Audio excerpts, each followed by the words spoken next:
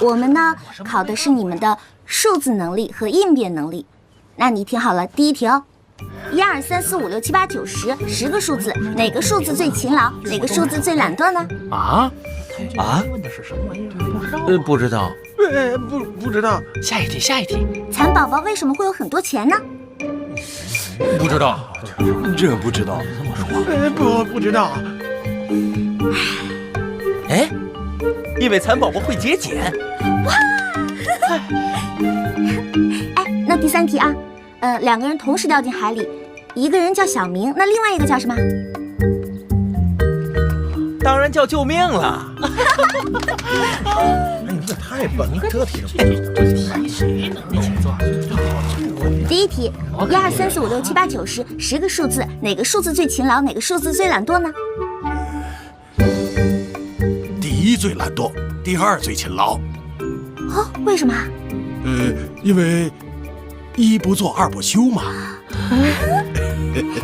第2个问题，麻雀一直叫个不停，怎么样才能让它不叫呢？这个压它一下，鸦雀无声嘛。我也问一个。哎，这怡红院呐来了3位姑娘，可是老鸨呢只需要1位姑娘，这可怎么办呢？凉拌。跟您开玩笑呢，我们还没问完问题呢。然后呢，这个老鸨呢就想了一个办法，让这3位姑娘呢从一锭银子面前经过。第1个姑娘呢见到了银子，把它藏了起来，然后第2个姑娘呢见到了银子，捡了起来，交给了老鸨。这第3位姑娘看到银子，立马跑去找老鸨，老鸨还把银子分给她一半。你说老鸨会选哪位姑娘进去呢？第2位。为什么？因为他人品好啊。再想想。那就是第3位，因为他有眼力劲儿啊。废话，当然是找那个脸蛋最美、身材最标致的那个了。这哪来的？好漂亮啊！你都到那种地方工作了，还有德行干嘛？整顿风气呀。哎呦，真不愧是在那里生活战斗过的，这读万卷书不如行万里路啊！你不信呐？你不信，随便找几个老鸨问问，看他们是怎么回答你的。他说的呀是对的。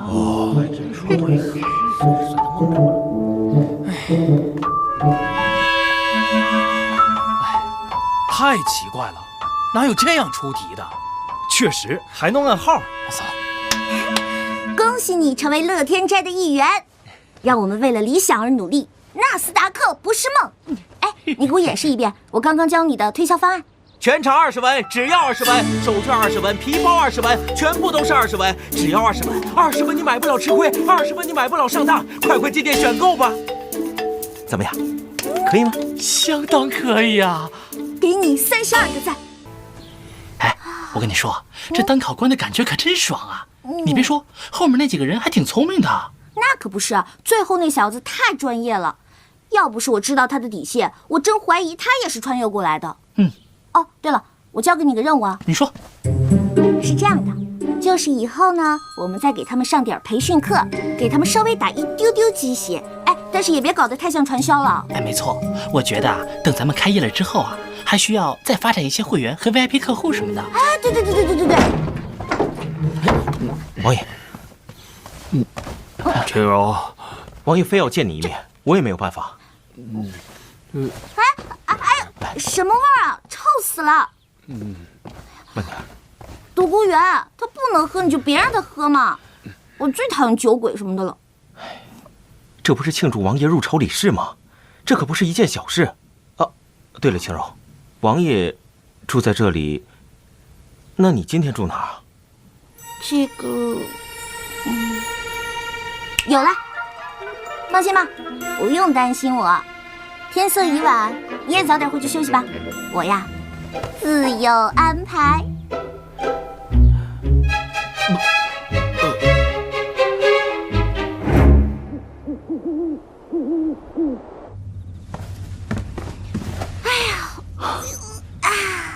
尹清柔，你可真行，就这么横冲直撞的来我房间。现在是古代，男女授受不亲。这有什么的呀？以前咱们剧组条件差的时候，7、8个人都一起住过。哎呀，再说了，你也不是个男的呀。哎，谢元琪倒是男人，喝那点酒就醉成那样。哎，他那是因为今天高兴多喝了2杯，好吗？哎呦，这就护上了。我哪有啊？但我跟你说啊，如果他明天找我麻烦的话，你可别袖手旁观啊。哎呀，放心吧，天空飘来5个字儿，那都不是事儿。哎，快点睡吧，我要困死了。晚安。哎哎，哼哼哼，哼。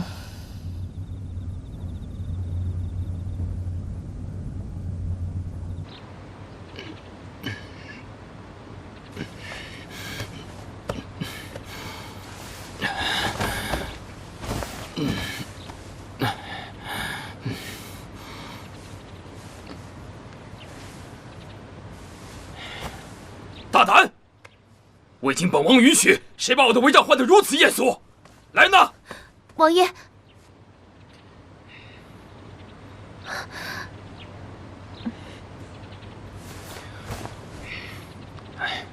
别嚷了，你家小姐不在这儿。对了，吩咐后厨给本王煮点醒酒汤来。是。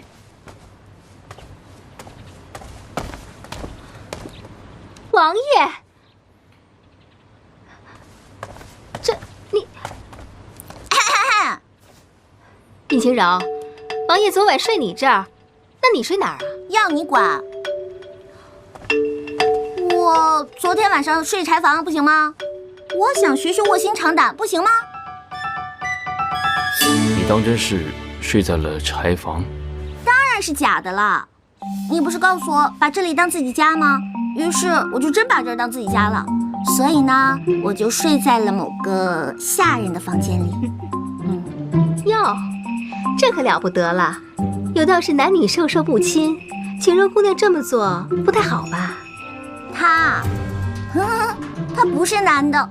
哎，我，他分明不是什么？不是男的。人家本来就很难过了，你就不要在人家的胸口上再插上一刀了。哎呦，乖乖，王爷，哭啊！好了，这。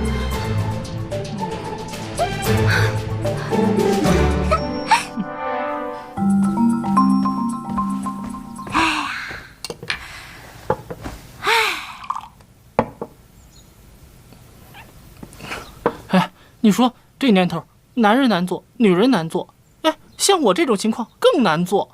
这孔双双不咬人能死啊！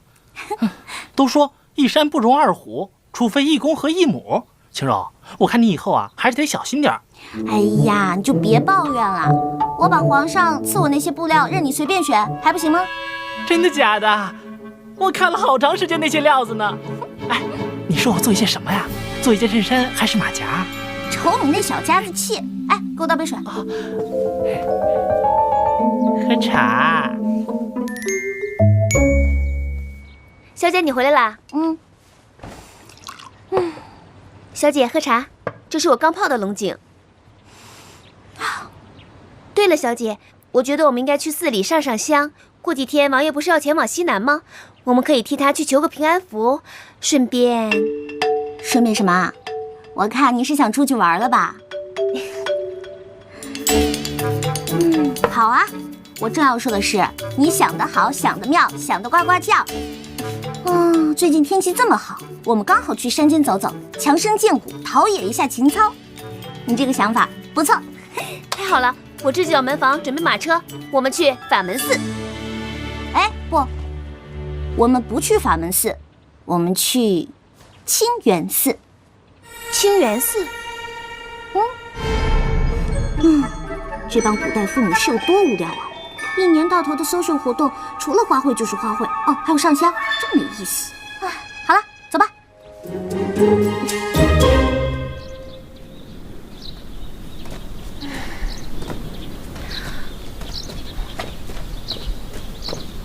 小姐，我们为什么不去法门寺呢？城里的夫人小姐都愿意去那里，那里香火鼎盛，寺外也很热闹，什么香囊啊、手帕呀，都比别的地方雅致多了。还有小姐说的那个什么帅哥也多，哪像这里呀，又远又没意思。你懂什么呀？真正修行的人要那么热闹干嘛？你看看这儿，环境清幽，意境高远，这才是修行的好地方呢。高远？哪里高远了？我听王爷说过一句话，叫大隐隐于市，小隐于山。照这样说来，还不是法门寺的和尚修行的厉害呀？哎呀，你还学会顶嘴了。我其实呢是想探探悬空老和尚的底。听说万花会上的批注和占卜都是他搞的，我看呐，10有8九跟杜隐是一伙的。我跟你说，这世道上老道尼姑和尚队伍里骗子最多了。哎，走了。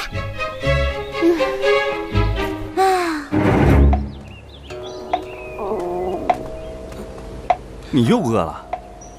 对呀，那咱就赶紧走吧，一会儿就可以吃饭了。哎呀，别着急，他这个菜啊，一板一眼，毫无特色，我都已经吃腻了。你才吃多久就吃腻了？3岁开始到现在，你算一下。你怎么3岁就进来了？哎呀，说来话长。3岁的时候吧，我得了重病，那个时候家里边没有钱给我看病，恰巧这个时候来了一位高僧，说我原本就是什么佛祖座下小童，只要我回到佛祖座下就能平安无事，所以我的父母就把我送给他了。哎呀，这封建迷信啊，真是害死人，真可怜啊他们。今天我们请到的嘉宾是中国厨艺大师李铁刚和营养学家。2位小师傅，施主好。请问你们的师傅今天在寺里吗？我们师傅今天不在寺里，他去忠义府念经去了。哦，不在啊，那我找你们好了。我呢，为了参加美食大赛，专门研制了一种绝门的素食手艺，不知你们可否帮我尝尝呀？来尝尝吧。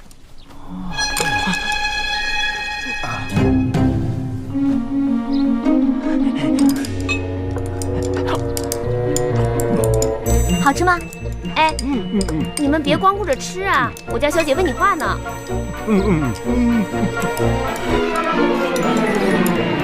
你们师傅名气那么大，每天见的贵人那么多，你们作为他徒弟，会不会感觉压力很大呢？而且你们这个领域发展前途那么好，但是竞争也相当的激烈啊。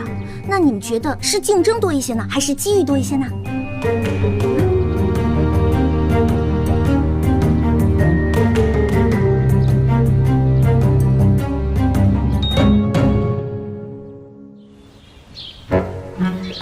照这俩小和尚说，看来真是悬空搞的鬼啊！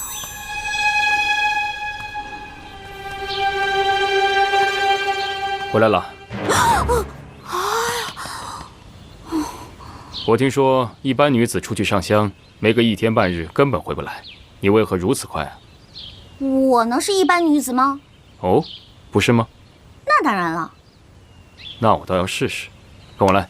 哎，干嘛呀，冰块脸？哇，好漂亮啊！你叫什么名字呀？不妨猜猜看，若是猜中，有赏。不是叫追风，就是叫踏雪，要不就是惊雷。你是怎么知道的？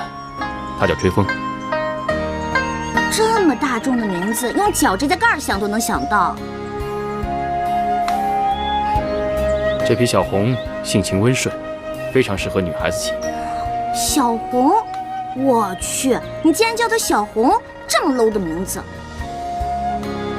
low？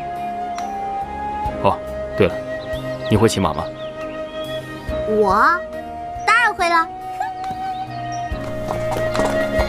哇，哎，冰块脸，我给你唱歌啊。让我们红尘作伴，活得潇潇洒洒，策马奔腾，共享人世繁华。儿臣此番西南之行山高路远，这次是特意来向母后告别的。儿臣此行定不负父皇所托，必将这件事情查个水落石出，还望父皇母后不要担心。我听说你舅父前不久送你一位女子，不如这次把这位女子一同带上服侍你吧。晴柔虽聪明伶俐，鬼点子多，但温柔小意、尽心尽力的服侍，却不是她所长。母后，儿臣能照顾好自己。再说，晴柔很好，儿臣也不需要那么多人服侍。每次说你，都有一堆的话等着我，你就当是对你舅父有一个交代吧。毕竟也是你舅父对你的一番心意。你把他带上路，愿意放哪儿就放哪儿，还不行吗？母后所言极是，容儿臣再考虑一下吧。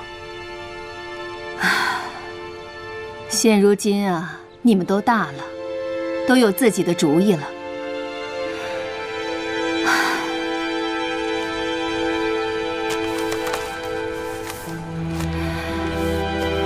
刚刚我让太医院给你配了一些防御伤寒和治疗外伤的常用药，你把它带去吧。真相虽重要，但也不及你的安危啊。安全重要。儿臣谢过母后，母后保重，儿臣告退。去吧。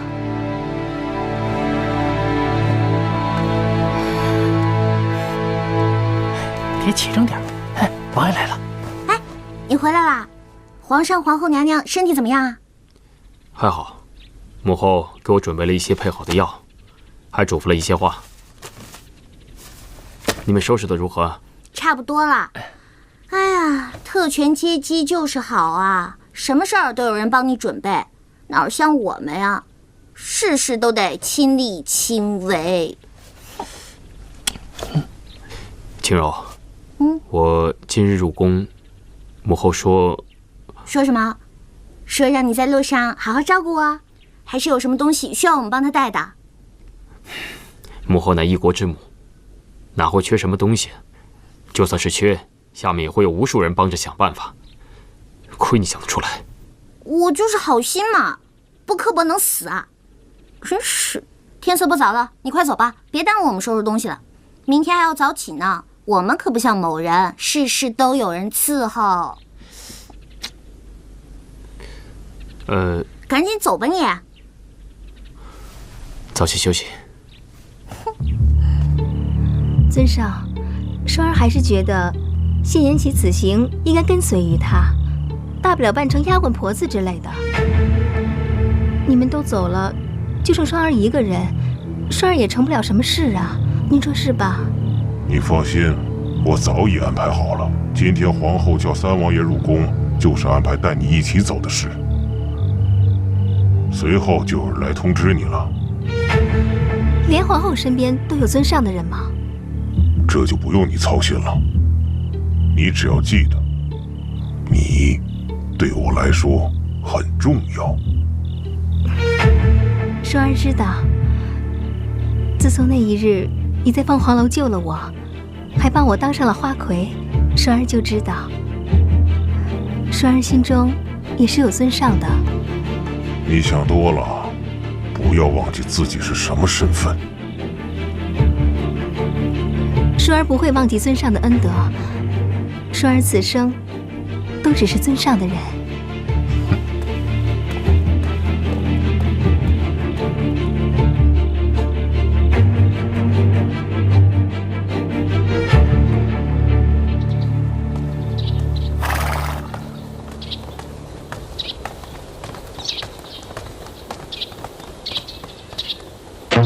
哎，你怎么出来了？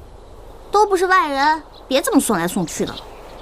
殷晴柔，王爷没跟你说吧？我要跟你们一起去西南了。这可是皇后娘娘的意思，而且还让我照顾王爷的起居。就你，我就呵呵了。别人不照顾你都烧高香了，你还照顾别人？我能不能照顾人不重要，关键是这是王爷的意思。好了，时候不早了，赶紧启程吧。男人的话，果然跟母猪上树的传言一样不可信。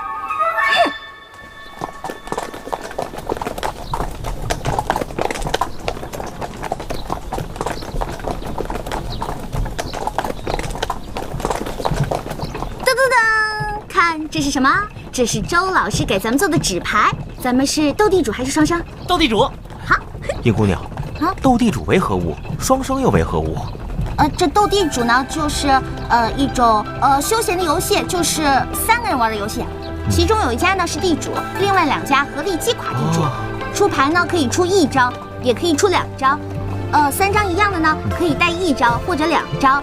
然后那个4张一样的呢，就是炸弹；2张王牌呢，是最大的牌了，是最大的炸弹。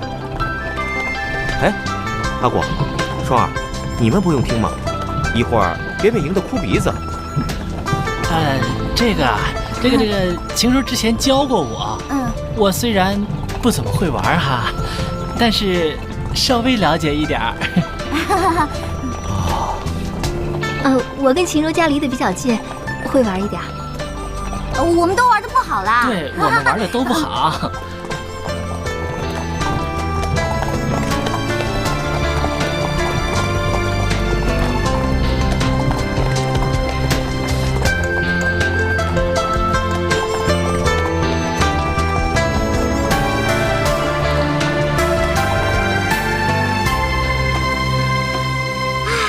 很久都没有这么开心了，是不是？哦呦！为何会如此打扮？成何体统？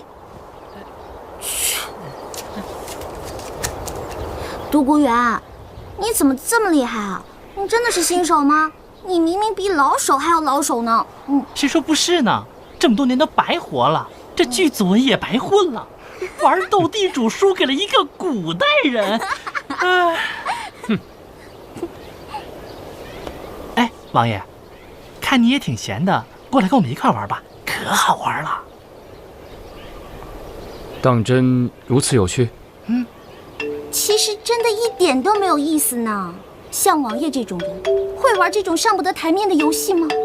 王爷是一个高尚的人，是一个纯粹的人，是一个有思想道德的人。他是一个脱离了低级趣味，忠于民、忠于心的人。你说王爷他会玩吗？不会，不会。依我看，你是怕输给本王吧？切，激将法，呵呵。行，我就是怕输给你，怎么着，打我呀？我还怕教会了徒弟饿死师傅呢。你，禽柔。好了好了，算你一个，不过你可不许耍王爷脾气，要愿赌服输的。什么叫算我一个？本王还不稀罕呢。哎，王爷，王爷，真小气！哎，王爷，你就大人不计小人过，你跟我们这是什么气呀？赶紧回去跟我们玩吧。也罢，赢了他们，看他们还叫嚣。走，哎，炸弹！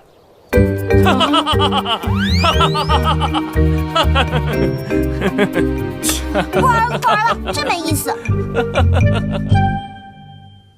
哎呀，舅舅，你来之前也不跟我说一声，好让我早些出来迎接呀。不必了，我来就是跟你说一声，一切都安排妥当了。舅舅，我觉得我最近好好想了一下，如果现在动手，是不是太过明显了？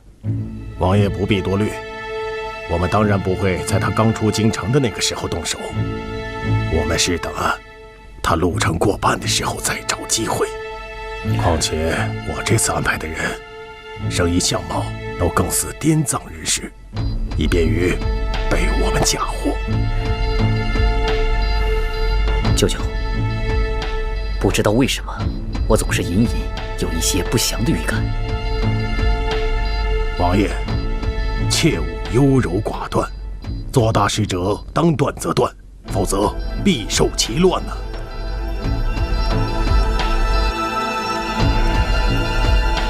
那就依舅舅所言吧。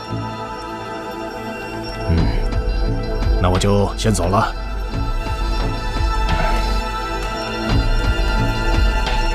王爷，我还要再提醒你一句，现在是关键时刻，王爷要少花心思在女人身上，红颜祸水啊！是，舅舅教训的是，本王知道了。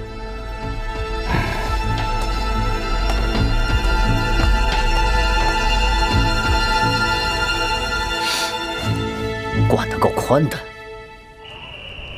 哎，今天趁着人多，我们来玩杀人游戏吧。好。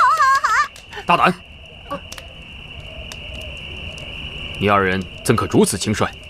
杀人乃触犯国法，怎可以游戏成之啊？哎呀，你误会了，不是真的杀人，而是那种审案型的游戏啊。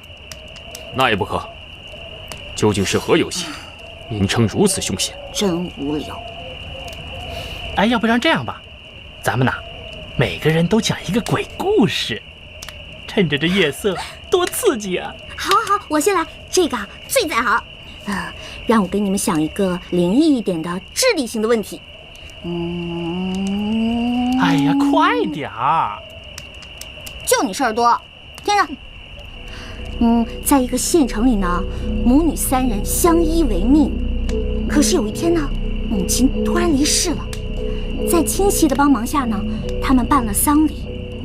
可是呢，在丧礼上，妹妹见到了一个远房的表哥，并且对这个表哥可谓是一见倾心啊！一见倾心？晴柔，你搞清楚好不啦？这可是恐怖故事，不是你看的那些言情小说。就你事儿多，真是的！听着。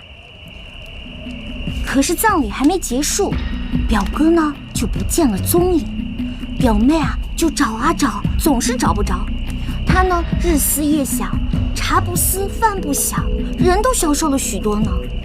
突然，哎呦，吓死我呀！突然呢，妹妹有一天拿着一把刀，一刀，把姐姐亲手杀死。请问这是为什么？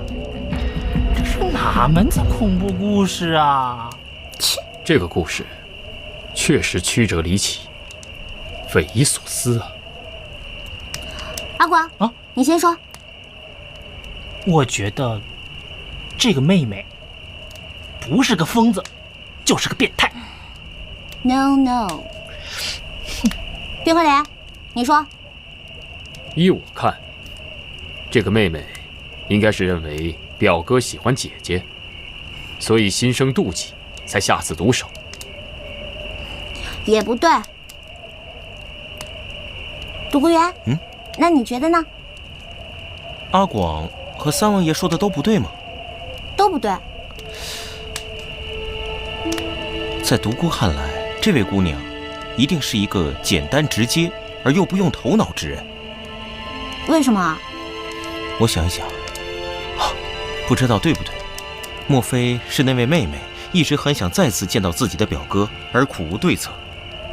她只知道上次是在母亲的葬礼上见到他，所以她误以为再办一次葬礼就可以见到自己的表哥了。我本以为从网上看到的这个测试犯罪的题目，他们这些古代人肯定猜不出来。可是独孤园竟回答得如此清晰，轻轻松松的。他内心到底是什么样子的呀？真猜不透的。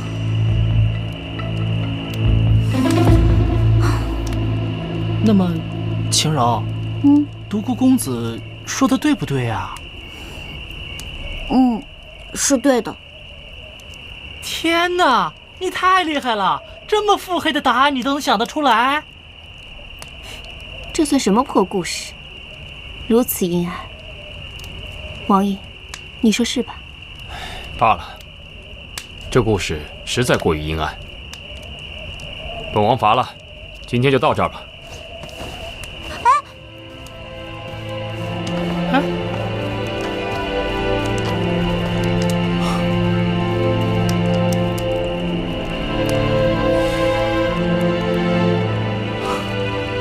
那在下也告辞了。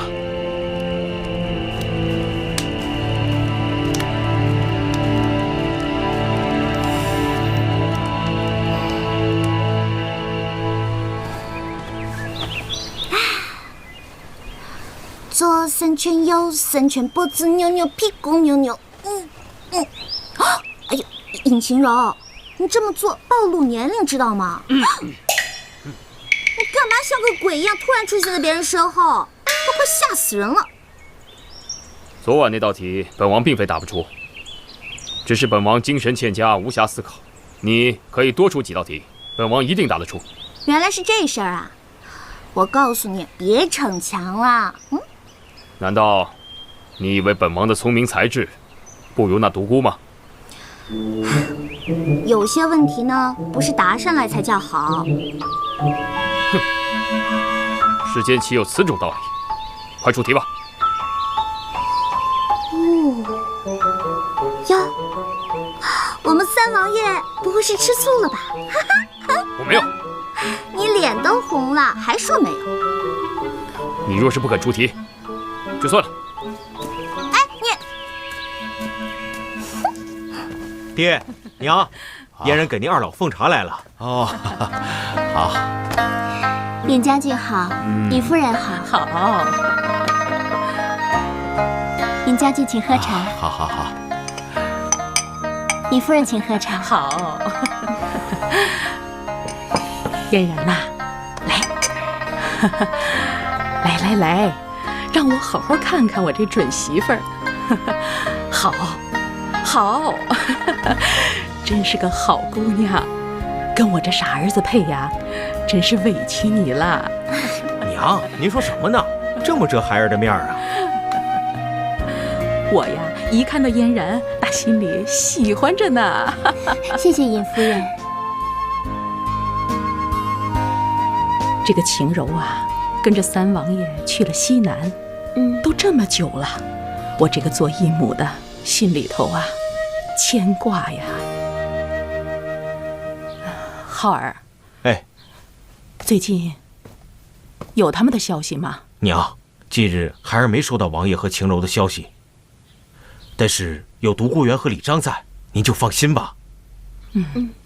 是啊，你就别瞎操心了。这驿站呐，过几天会有消息的，啊！我这心里面呢，总觉得空落落的。娘，您就不要过多担忧了。您要是觉得烦呐，就让嫣然陪您出去走走。是啊，尹夫人，要不嫣然陪您出去走走吧？最近天气不错，正是出游的好时机呢。好，我们走吧。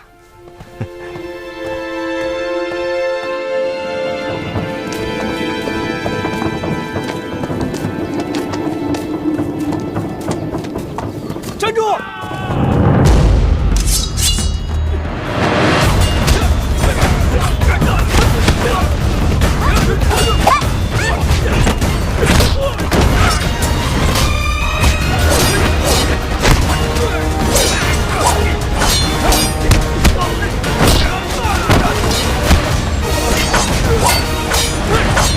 上！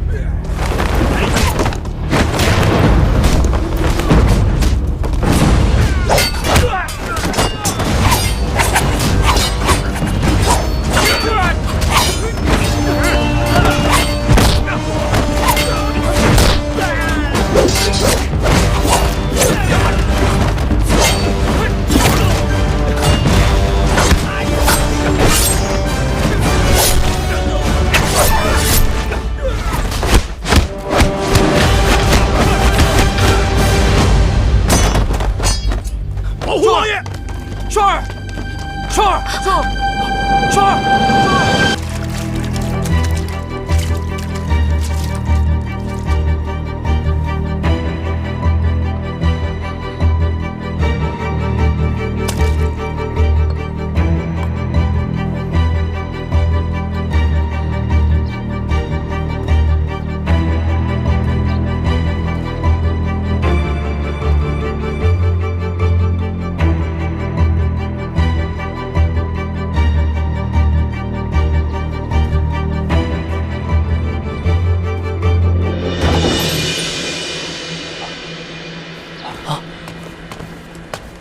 双儿姑娘伤势如何？双儿姑娘的刀伤正好在要害部位。啊，那可怎么办呢？现在只盼双儿姑娘吉人天相了。独孤，一定要尽力救她性命。王爷放心，独孤定当竭尽全力。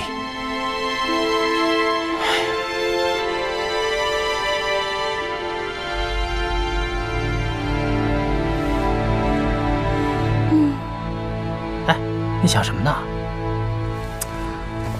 阿广，你不觉得很奇怪吗？这孔双双居然能为了救谢言齐而受伤，我总觉得这里边有问题。哎，你想想啊，他是谁啊？他可是孔双双，他可是上天下地唯我独尊著名大影星孔双双啊！哎，他怎么可能为了救别人而让自己挨刀子呢？我觉得啊，这里边一定有问题。哎，其实我也想不明白，以他孔双双的个性，怎么可能做出这种事？难不成他真的喜欢三王爷？不会吧？这里面啊，一定有阴谋。但是请设想一下，如果我们现在去跟三王爷说，他肯定听不进去，反而还会觉得我们是小人之心。你觉得呢？我觉得还是慎重行事，静观其变吧。他孔双双虽然坏，但罪不至死。是啊。希望他能挺过这一关吧。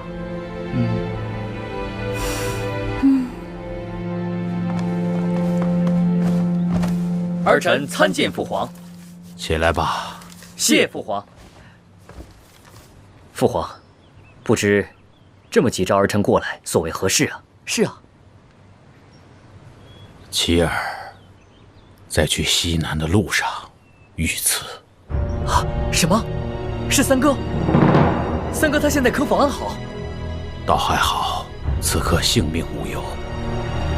朕让你们觐见，主要是与你们商议，此事究竟是何人所为，竟敢如此大胆，行刺皇子？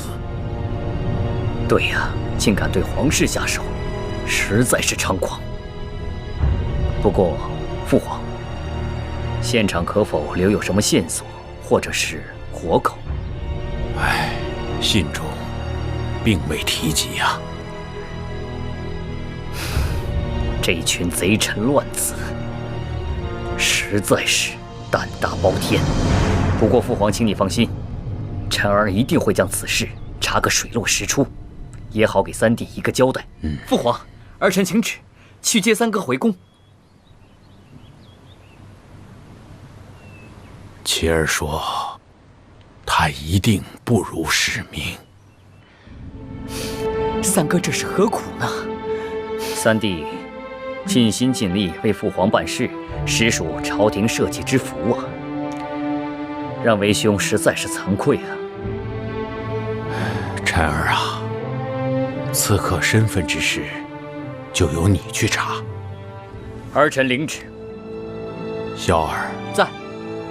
你在禁军中选些精壮之士，随你一同去护卫你三哥一行。是，儿臣领旨。下去吧。儿臣告退。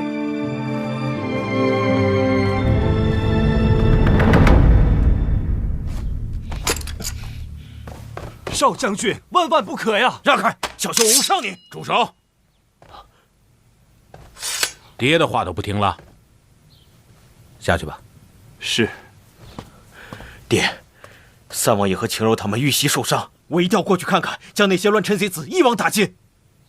事情已经出现了，你去又有何用？三王爷有让你去的口信吗？没有。你看看你这个性格，就是一介莽夫，有勇无谋，何以成大事？浩儿，传言三王爷遇刺，这朝中必有异动。这情况尚不明确，你若贸然行事，必定打草惊蛇，这与三王爷的处境不仅不利，反而误事。这样吧，你且待我明日上朝，询问皇上的意思之后，再做打算，如何？可是爹，无需多言，你要再坚持想要去，就是跟为父过不去。哼！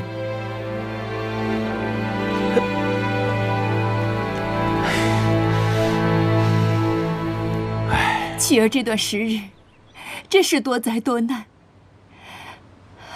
幸好此次无碍，要不然，可让我怎么活呀？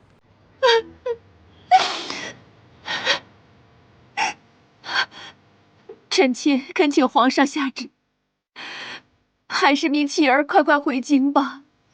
可妻儿说，他不完成使命，誓不回京啊。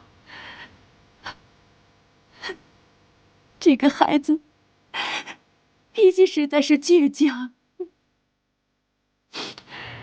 你放心吧，朕已派萧儿在禁军中选些精壮之士，快马加鞭前去护卫。过几天，他们就会会合了。臣妾谢皇上体谅。这样的话，我也能心安一些。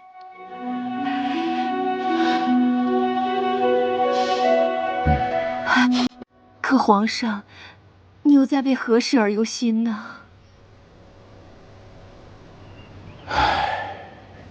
朕知道妻儿受伤之后，第一时间就召见陈儿和萧儿。萧儿第一句话就是关心颜齐的安危，可陈儿关心的却是否抓到刺客，是否留有活口。这让朕也多了一些忧虑啊。这萧儿与妻儿素来亲近，又是手足，他关心妻儿是无可厚非的。再说陈儿与妻儿萧儿又是同一血脉的兄弟，他关心是何人所为，也是在替皇上分忧啊。不论如何，兄弟手足之情比任何事情都更加重要。也许是朕想多了吧。想个办法是。你该有一个对策呀，可不是吗？皇上，臣以为此事极有可能是藩邦所为。近年来，藩人为了贡品之事，屡次与我朝斡旋。此次行刺，有可能是他们借刺杀三王爷一事来要挟我朝。因此，此事万万不能姑息，请皇上下旨，马上出兵讨伐藩邦。皇上，万万不可！藩人虽然屡次进犯，却都是因为免贡免税之事，绝不至于伤及人的性命。如果没有调查清楚就轻易发兵，恐怕会引起对方的猜忌呀。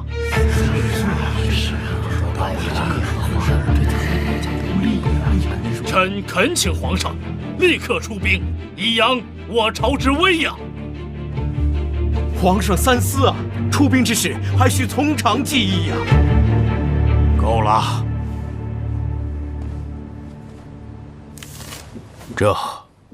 这是三王爷的手书，小球子，读给他们听听。是。父皇亲启，儿臣此次虽然遇袭，但并无大碍。此事儿臣定会彻查，但在水落石出之前，还请父皇不要大动干戈，切勿让那些贼人以为大事已成，钻了空子。儿臣此行定会查明贡品被劫真相，不负众望，还请父皇勿念。三王爷果然仁义啊！仁义啊！妻儿此举，乃我朝社稷之福。皇上英令。哼！此事不但没有取了老三的性命，反而让他占了先机，真是气煞我也！气煞我也！他谢元齐这步棋实在是高明啊，尽得皇上的心意。舅舅，你说他此次遇袭，会不会已经掌握了什么证据呢？这个我也说不清楚。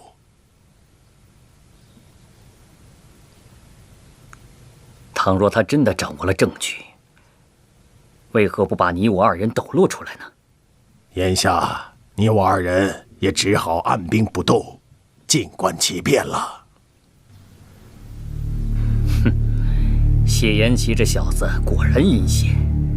此番虽然没有伤了他，但是本王绝对不会就此罢休的。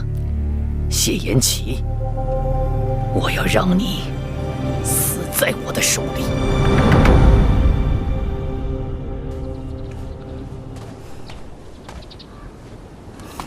青柔，双儿姑娘伤势如何？我已经替她换过药了，而且她现在意识不清，正睡着呢。你就放心吧，阿广正在里面看着呢。哦，那独孤呢？独孤为了给双双疗伤，动了真气，所以现在在屋里静养呢。青柔，为何我觉得你在与本王置气呢？没有啊，我只是觉得你有心问我双儿姑娘的伤势，倒不如想想是何人行刺你吧。哦，这行刺之事，之前独孤也有提过，他认为此事必是谢延辰所为，还建议我务必与他抗衡到底。你说你这次微服出巡本来就十分隐秘，朝中之人就没有几个知道的。可是那些贼子为什么会知道你的所在呢？而且这些贼人分为两拨人马，第一批人呢，一看就是山贼，他们只图钱财，行动也十分的果断。可后面那些黑衣人呢，一看就是训练有素，而且行动也颇有章法。哦，最重要的是呢，他们根本不贪财物，是直冲着你来的。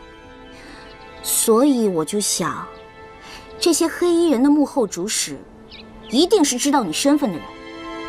而这朝中能有行刺动机的人，也只有谢延辰了。一开始我也这样认为，但后来我越来越觉得此事没有那么简单，还有很多地方值得仔细参详。要说此事是二哥所为，到目前为止也只是推断。在我看来，谢延辰不过是一个幌子罢了。也许有人只是想利用他的身份。对。不过，不管此事背后的指使人是谁，我都已上报于父皇，必将此事彻查到底。还望父皇保重龙体，慎重出兵，以免打草惊蛇。还是你想的周全，而且啊，以德服人。希望那些贼人啊，不要再出来。给你点个赞，噔噔。哦，这双儿姑娘伤势一事，还要多谢你啊。毕竟她是因我而受伤，还望你莫要误会于我。哼，我才不管呢。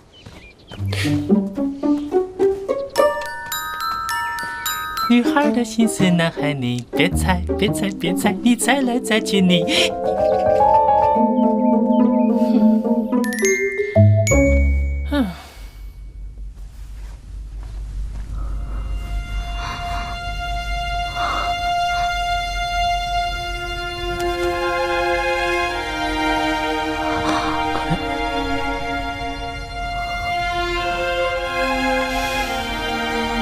双儿姑娘，你还是好好休息吧。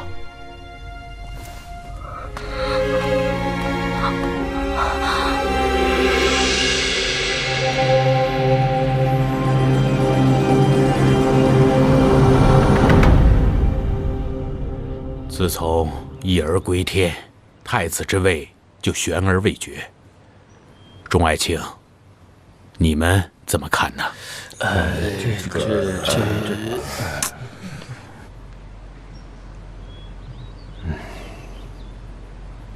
皇上，臣认为三王爷谢延齐可担太子之任。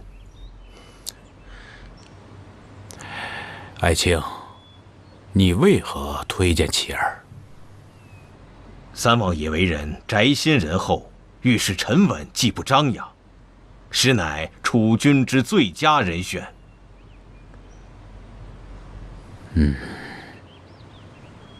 启禀皇上，臣推荐二皇子谢延臣。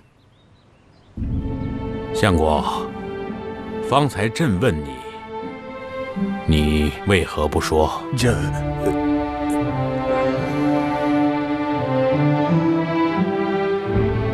爱卿，你接着说。皇上，三王爷此次在彻查贡品被劫一事的路途中，一路上体察民情，为民伸冤，即便是在遇到贼人行刺的凶险环境下，也能够临危不乱，率众人御敌，坚持不辱皇命。此事做得有理、有据、有度。若再有皇上的悉心培养，臣相信三王爷将来定当成为一代明君。皇上，臣罢了，别沉的了。朕累了，你们都下去吧。臣等告退。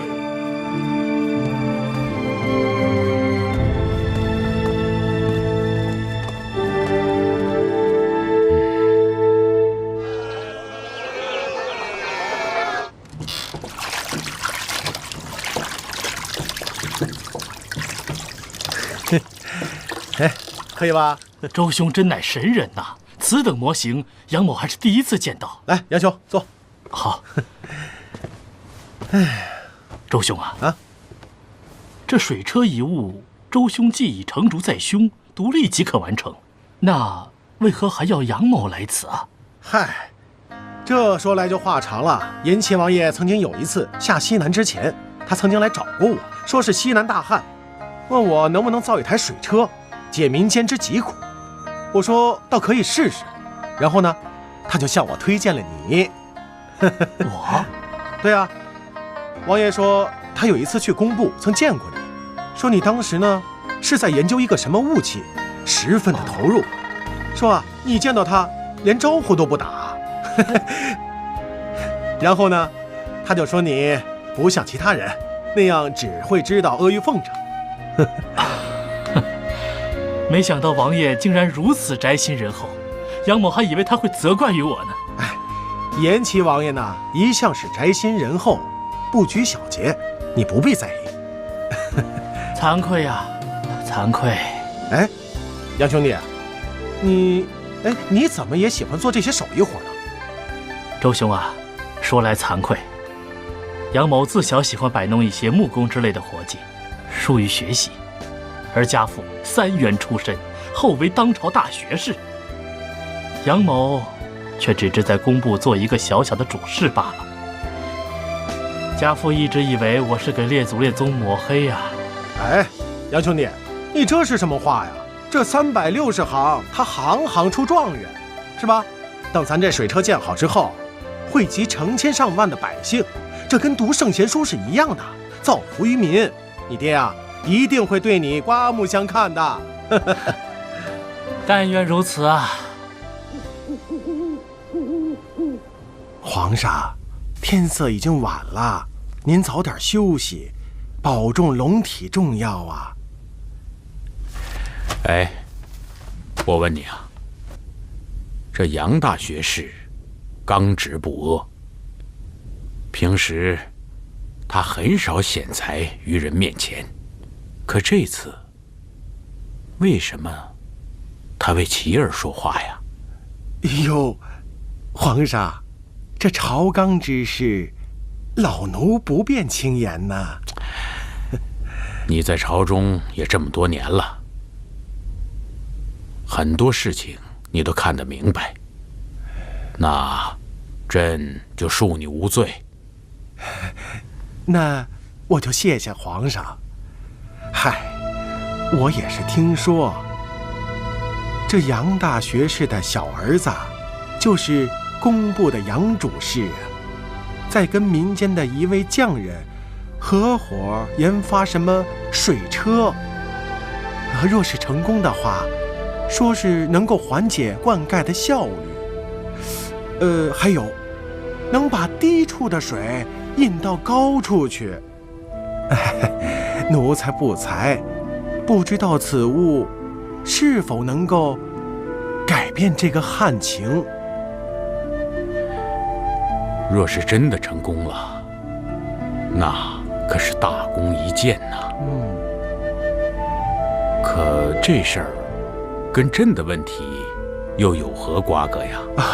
老奴还听说，这杨大学士的小儿子自小就喜欢摆弄木匠手艺，这一次与民间的匠人合作这个水车，还是三王爷和准王妃的建议呢。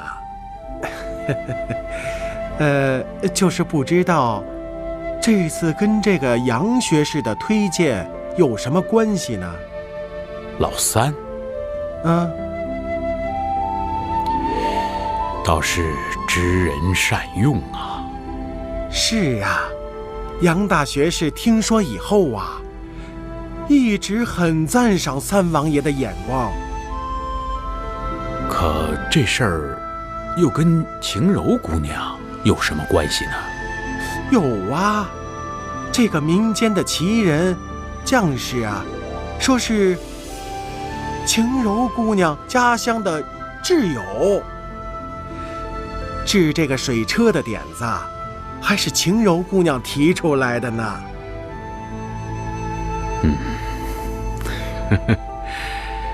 这个老三呐，倒是找了一个贤内助。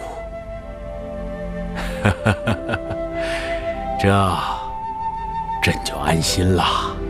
哎呦，贺喜皇上啊！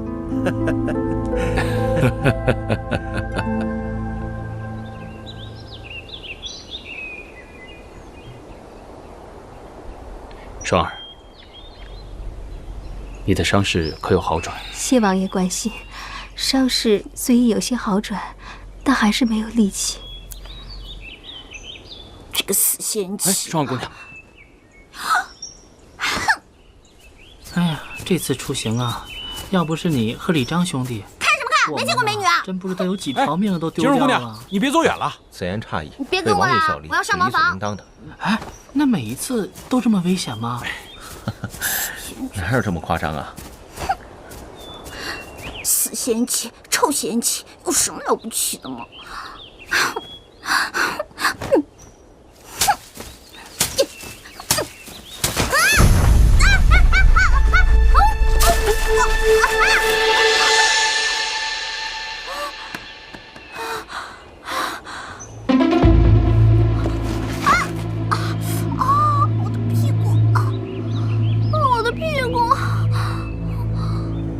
尹姑娘，尹姑娘，快过来！哎，你看那些是不是接贡品的人？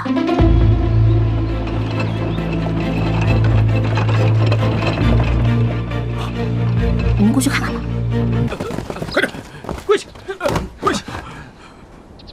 尔等可知，劫取贡品，那是死罪。狗官，你要杀就杀。何须多言？放肆！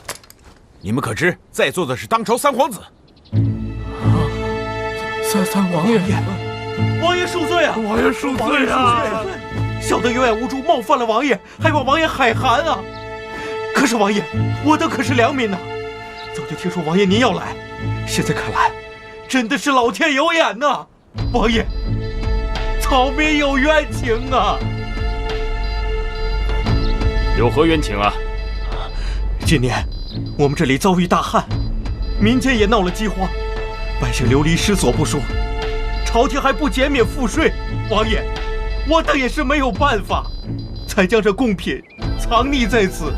只有这样，才能够救济灾民呢，王爷。是啊。哼，一派胡言！朝廷得知西南大旱，早已责令地方官员酌情减免赋税。王爷，草民绝无虚言呐。那些乡绅大户们与知府合谋征收的赋税不但不减，反而比往年更加呀！王爷，我等也只是想讨个活命啊，王爷。就凭你一面之词，本王怎可信你？他们没有说谎。过来，我去附近的村子看了，发现都是这样，村民们都可以为他们作证。王爷，他们确实没有说谎啊！要是没有他们，村子里还不知道要饿死多少人呢。乖。既然如此，就待本王体察民情之后再做决断。若你们所说属实，本王定会还你们一个公道。好了，你们都下去吧。谢王爷，谢王爷。这可如何是好？如何是好啊！舅父，这父皇现在肯定是偏向了谢延琪了。王爷，休要急躁，越在此时，才越要沉着应对。眼看着皇位就要旁落他人，你让本王怎能不急躁？若是老三手里有证据，一切都晚了。我看咱们还不如一不做二不休，直接杀进皇宫，逼那老家伙退位。万万不可啊，王爷！此刻我等尚未掌握朝廷全局，此刻行事必定玉石俱焚呐，还请王爷三思啊！废物！你们就知道说什么这个不行，那个不行，倒是给本王做出点事情了。王爷，休要急躁。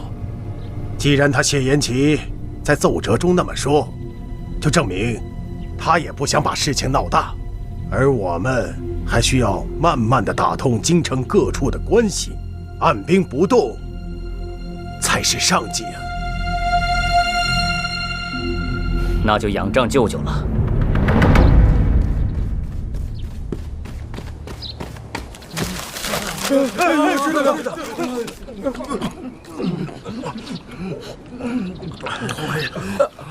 喂，冰块莲，你没事吧？唉，还有吗？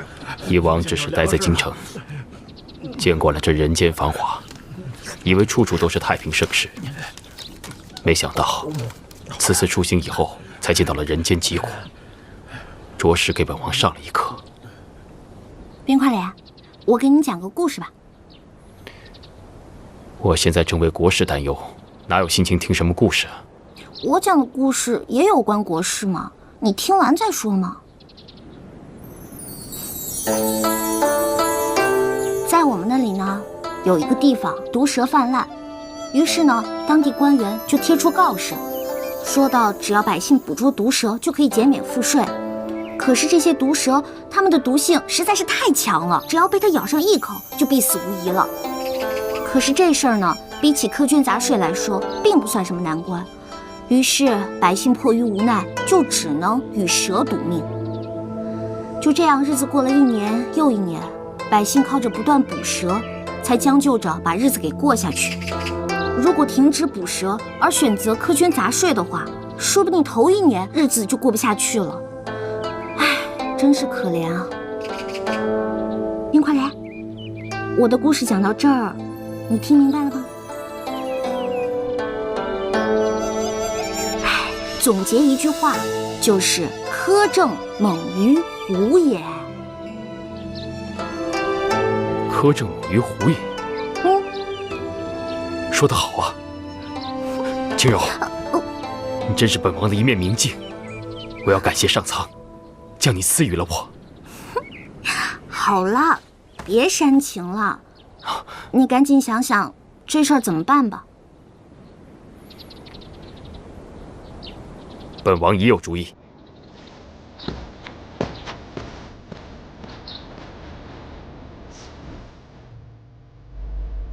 父皇，儿臣此番西南之行，得知贡品失窃真相，这一切都是地方贪官苛捐杂税、欺压百姓所致。百姓也是为了求生，才不得不铤而走险，盗窃贡品。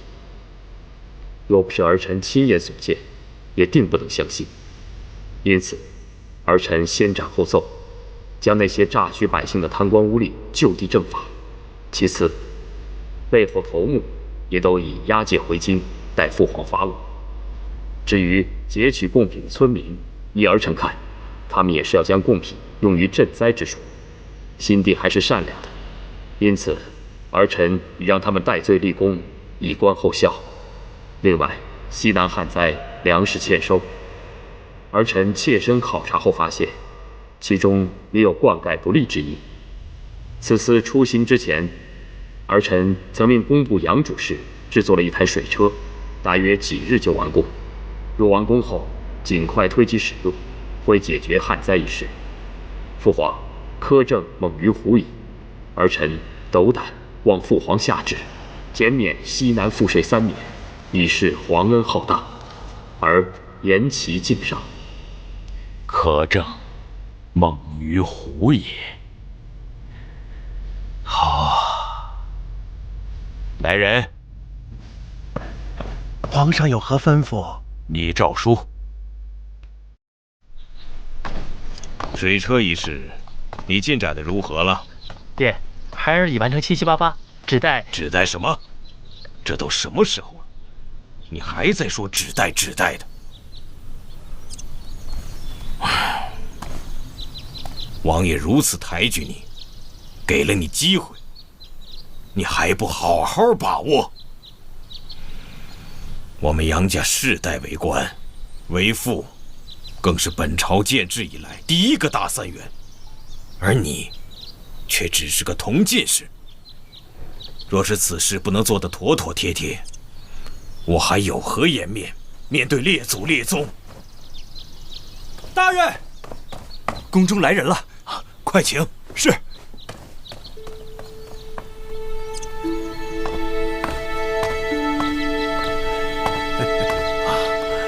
杨大人，邱公公，皇上口谕，请杨大人进宫议事。公公可知皇上找我何事？杨大人，您误会了，皇上找的是这位杨大人。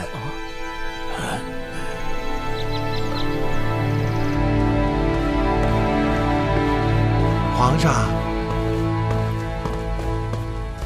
参见皇上。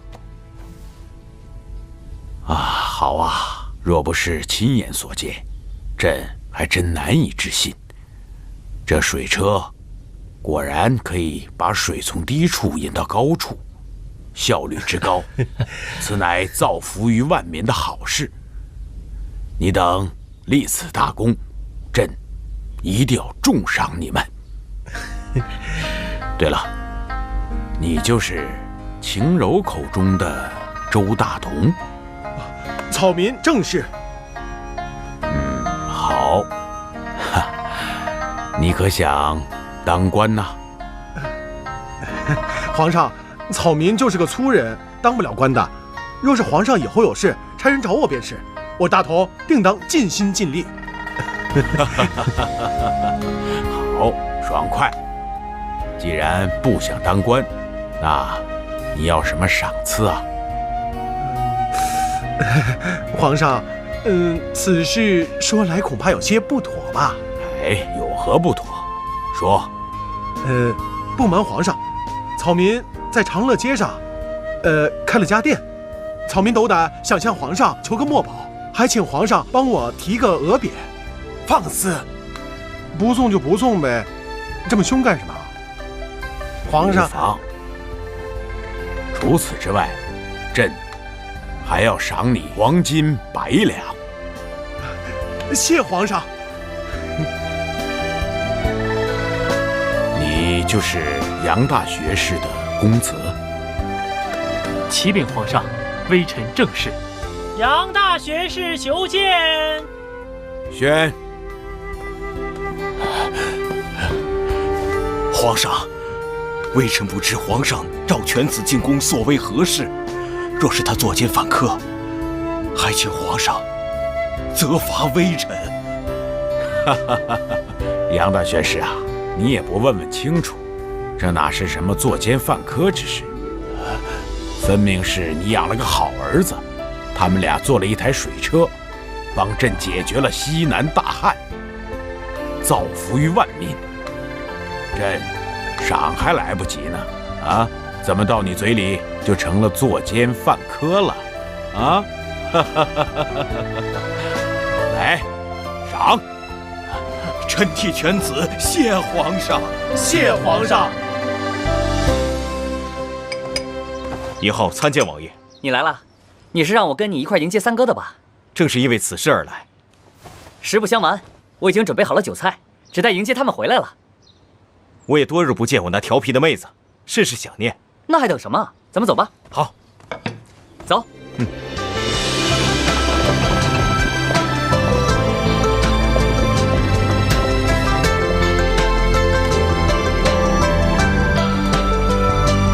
三哥回来了啊，四弟，王爷。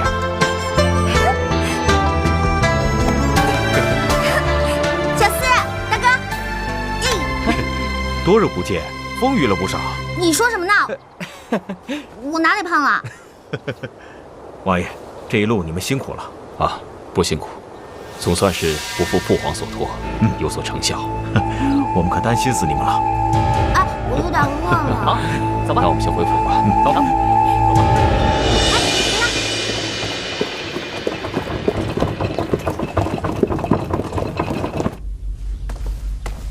儿臣参见父皇。琪儿，不知父皇龙体是否安康？琪儿不孝，多日不能侍奉在旁。朕的身体你是知道的，琪儿啊，当初听到你遇袭的消息，朕坐卧不宁啊，生怕你像你大哥一样。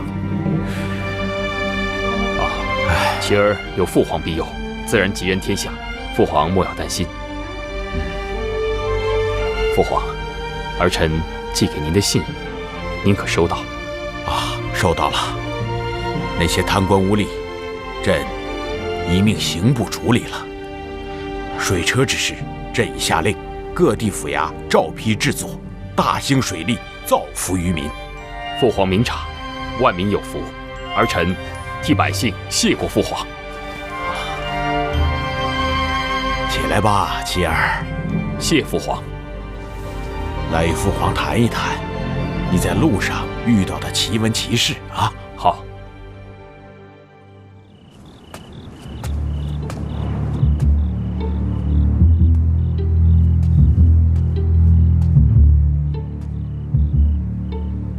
尊上，尊上可是在思念某人了吧？这不是你该问的问题。对了，这件事就辛苦你了，想必谢延琪也不会再怀疑你了。以后你在王府办事也就更加方便。对了，你的伤好些了吗？舒儿的伤已无大碍，多谢尊上关心。天色也不早了，早点回去休息吧。这是干什么？放开！我不放！难道你还不明白舒儿的真心吗？放肆！难道你嫌弃我？我早就跟你说过，你我是不可能的。为什么？我不甘心。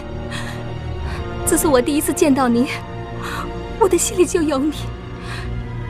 为了你的大计，我甘愿投身于他人的怀抱，我可以连自己的性命都不顾。我为你做了那么多，为什么你都看不到呢？你别忘了自己是什么身份。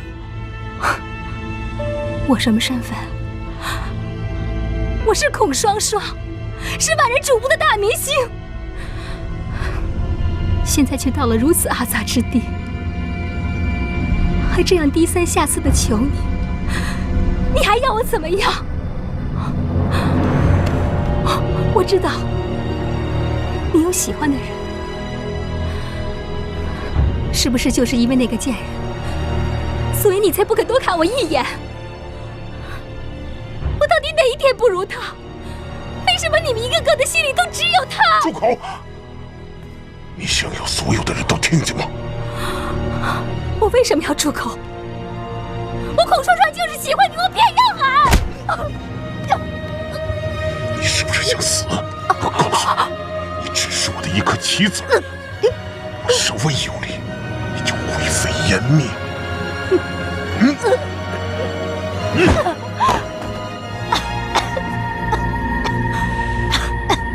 你不是想帮我做事吗？我给你机会，明天你去指证谢延辰，时间地点你自己选，用你自己的方法。若是你办不成，就不要来见我。哼！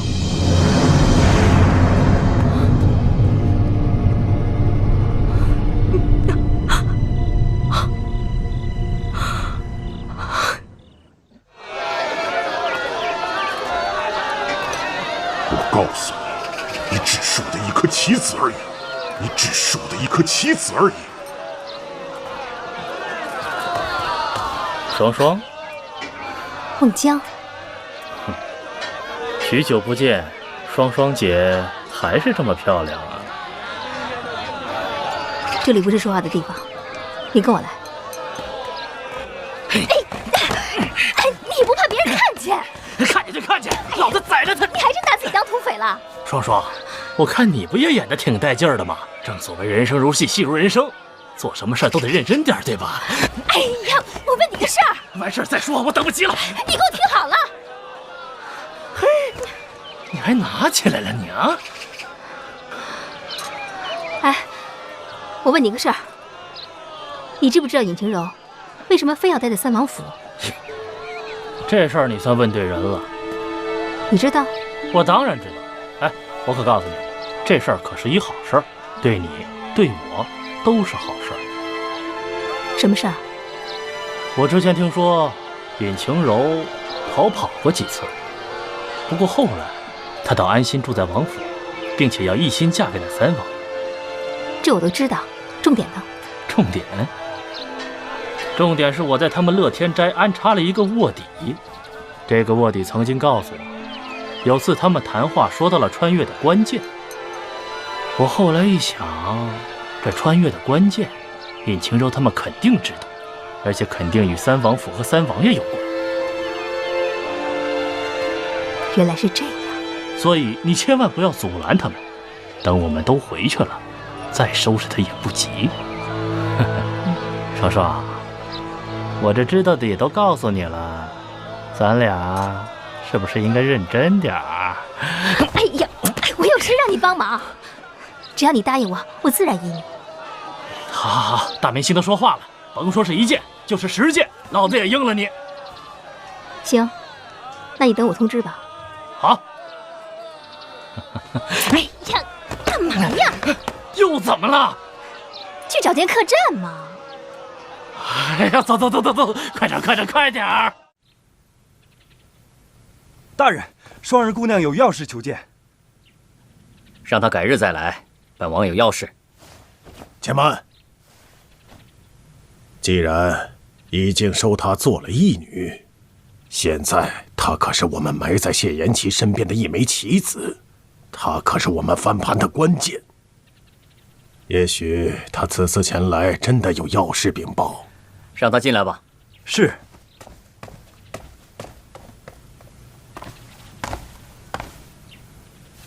义父，王爷，双儿，为何事冒险前来见二王爷啊？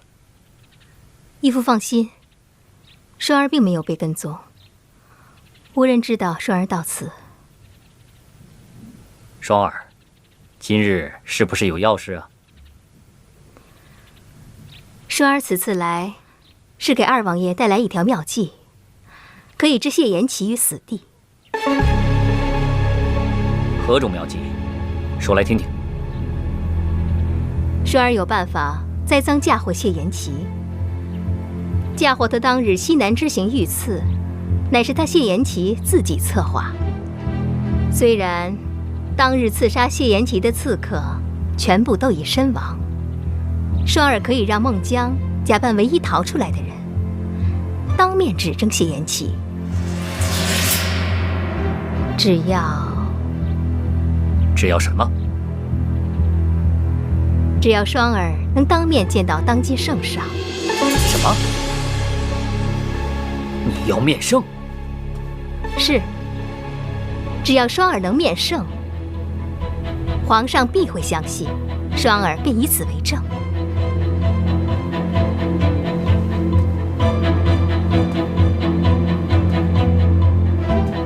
不可，此事已盖棺定论，本王不想再生事端。义父，请相信双儿，只要双儿能面圣，此计必成。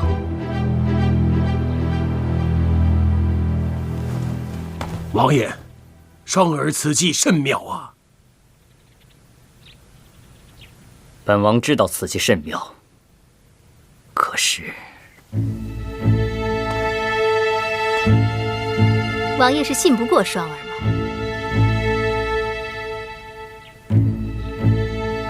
既然王爷信不过双儿，那双儿也只有撞死在这堂前，以死来明志。且慢，王爷，双儿他一片赤诚，你可要早做决断呐！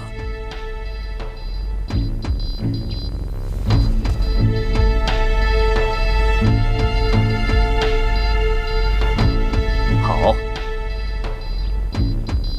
既然如此，那就试试吧。双儿还有一事。说。双儿希望王爷此事过后能够杀了孟姜。此事不用你说，本王自然不会留他活口。如此，双儿就在此先谢过王爷了。大哥大嫂，快来！来，尹将军，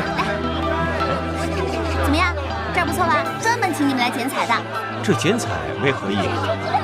这剪彩嘛，这剪彩啊，是我们家乡的一种礼仪，就是呢，建筑呢投入工作，然后完成了可以使用的时候，也就是图个吉利了。但是啊，这剪彩不是谁都能剪的哦，也得是身份尊贵、有地位的人才能剪的。总之呢，你来就对了。哎，我也要。秦柔，你不会因为我们之前吵过架就不答应了吧？哪能啊，我哪是这种小肚鸡肠的人啊！再说了，你现在可是我大嫂呢，都是一家人了。哎，来，好，现在我宣布，乐天斋正式开业。开业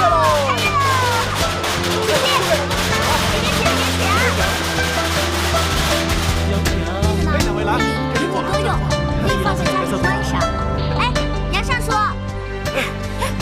晴柔姑娘，恭喜！同喜！现在啊，不能叫杨主事了，应该叫杨尚书。晴柔姑娘取笑在下了，恭喜杨兄升官了。哎呀，周兄言重了，要不是周兄啊，我现在可不是这个样子。哎，哪里啊，咱们都是自家兄弟嘛。我先带你到里面去看一看，来，到处走一走。行。周兄，这是……哦，这个嘛，这个就是咱们的镇店之宝了。镇店之宝，这是做什么用的呢？哎，杨兄，这个以后再给你解释。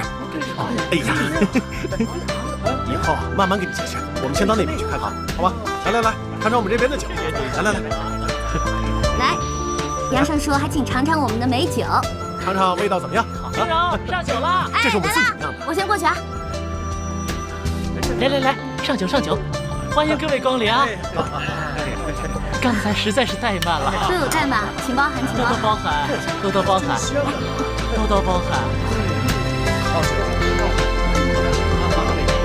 哎，秦柔，表哥呢？表哥怎么没来？冰块脸说他有事要忙。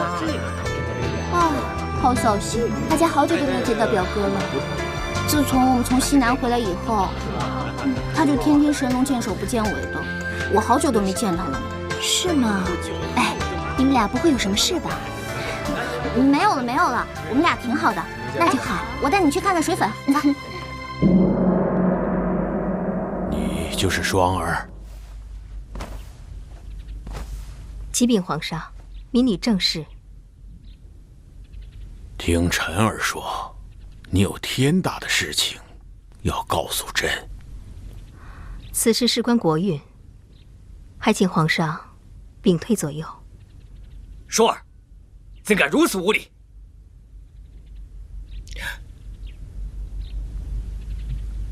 你们都下去吧。父皇，这……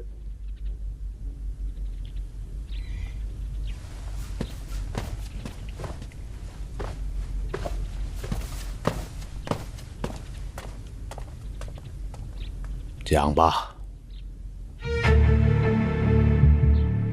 舅舅，你说双儿在里面会跟父皇说什么呢？二王爷，到现在你还不相信双儿吗？舅舅，他有什么话非要关着门说吗？还要屏退你我二人，你让我怎能不多想？王爷稍安勿躁，一会儿便知分晓。父皇，皇上。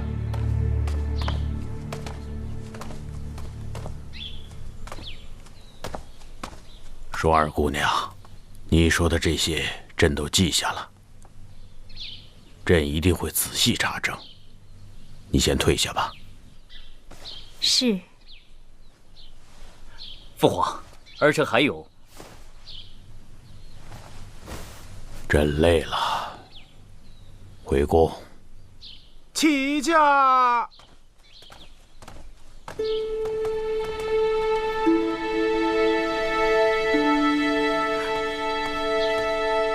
双儿，你跟父皇说了些什么？双儿只是把内外与二王爷说的，又重复了一遍而已。那父皇怎么说？皇上问双儿这么做的原因是什么？你又如何作答？双儿说，与那三王爷有杀父之仇。王爷可满意了吗？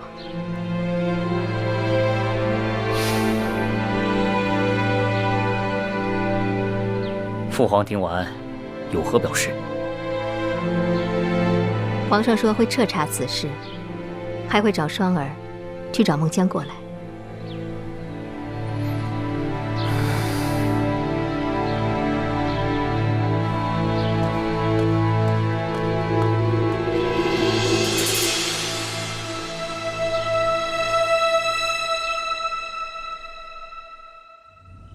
哎，不出3年，我估计我们就能成为古代的李嘉诚了。我们要发财啦！唉，我周大同干了一辈子的道具，全是脏活累活，没人瞧得起我。没想到今天能有这么多人来捧场，我这心里头真是酸酸的。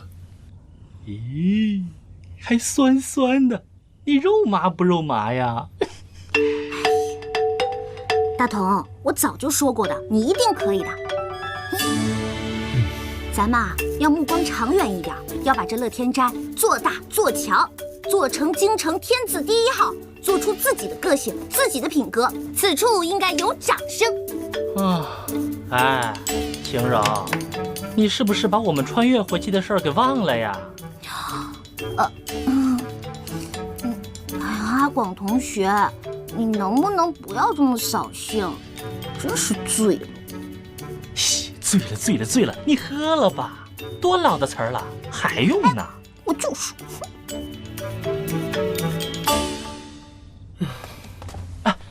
王爷来了。王爷。本王今日公务在身，没有前去道喜。这是本王的一份薄礼，还望周兄收下，以表歉意。哎呀，王爷哪里话？今天我们这乐天斋能开成，完全是王爷您的帮助啊，您大可不必多礼啊。啊，一点心意嘛。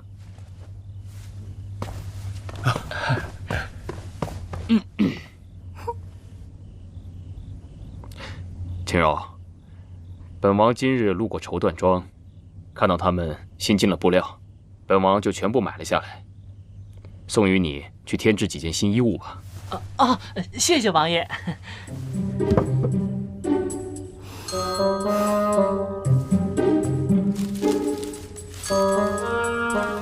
这个给你。送我的？这可是王爷亲手为你摘的。算是本王向你赔罪了。青柔，你就别拿着了，这王爷为了你都变成现代男神的节奏了。哎，你呀，赶紧找个台阶下了吧啊！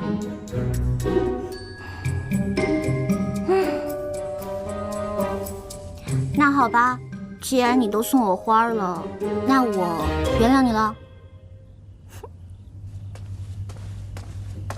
王爷，奉皇上口谕，速召您进宫。公公可知父皇急召我进宫是为何事？王爷能否进一步说话？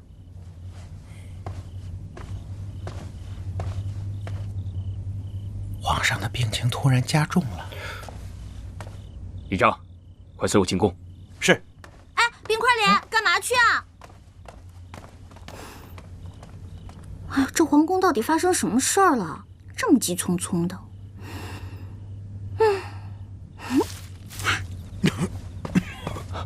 父皇，来人呐！传太医。琪儿，到朕这儿来。是。让朕好好的看看你。时间过得真快呀，转眼间你们都长大成人了。朕突然想起来你们小时候，那个时候啊，你们一个比一个调皮，整天围着朕打闹，让朕陪你们玩耍。那些画面，朕还能记得清楚呢。是，琪儿也记得。岁月如白驹过隙，不由人意呀。你大哥潸然而去，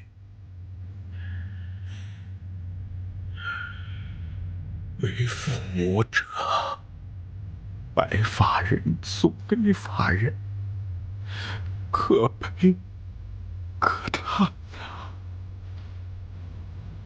父皇，大哥的事都过去许久了，还望父皇不要太过于介怀，保重龙体要紧呐。朕的身体，朕很清楚。这些日子啊，你尽心尽力的辅佐朕。我这个父亲呢，早就看在眼里。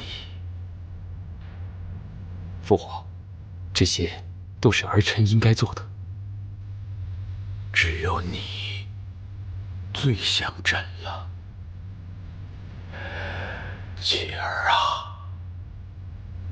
朕100年之后，你和你的兄弟一定要互帮互助，千万不要反目为仇，让朕寒心。